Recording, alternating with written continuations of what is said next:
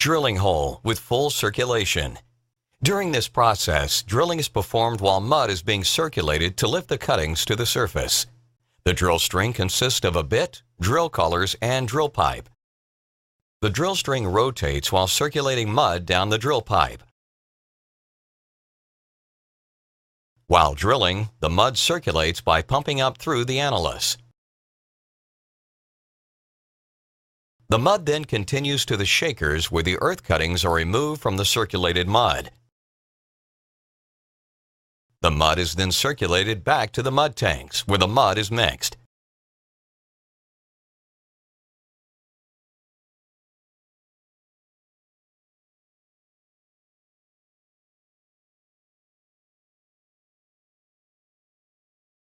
The mud is then pumped through the mud pumps to the standpipe.